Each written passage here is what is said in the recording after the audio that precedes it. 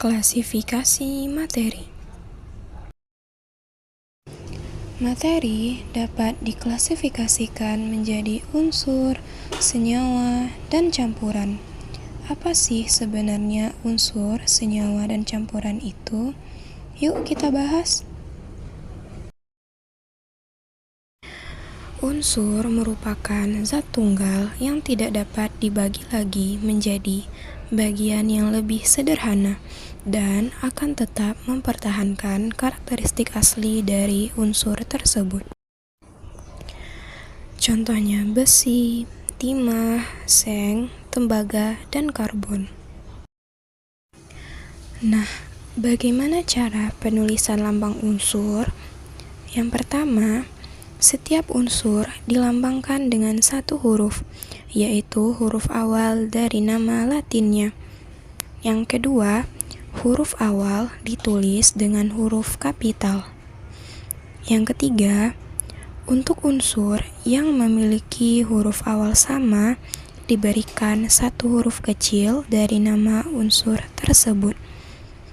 Contohnya, hidrogen dan helium yang memiliki huruf awal yang sama, yaitu H, yang ditulis dengan huruf kapital. Namun, untuk helium, sesudah huruf H, ditambahkan huruf E, yang ditulis dengan huruf kecil. Hingga saat ini, sudah ditemukan 118 unsur dalam tabel periodik.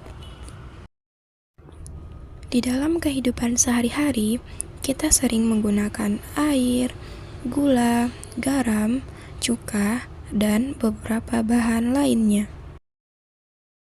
Garam dapur dengan rumus kimia NaCl, air H2O, dan cuka CH3COOH yang merupakan contoh dari senyawa. Jadi, apa sih senyawa itu? Senyawa merupakan gabungan dari dua unsur atau lebih yang terbentuk melalui reaksi kimia. Selanjutnya, campuran. Campuran merupakan suatu materi yang terdiri dari dua zat, unsur, senyawa, atau lebih yang masih mempunyai sifat zat asalnya.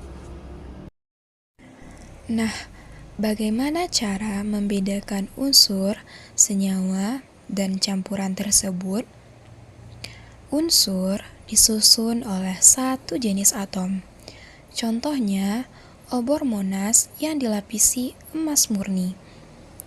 Lapisan emas tersebut disusun oleh satu jenis atom, yaitu atom emas, dalam jumlah yang banyak.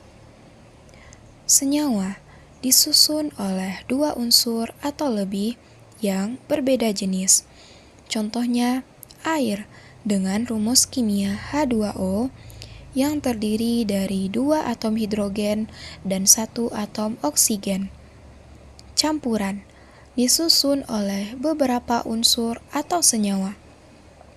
Contohnya, larutan garam yang disusun oleh senyawa air H2O dan garam NaCl.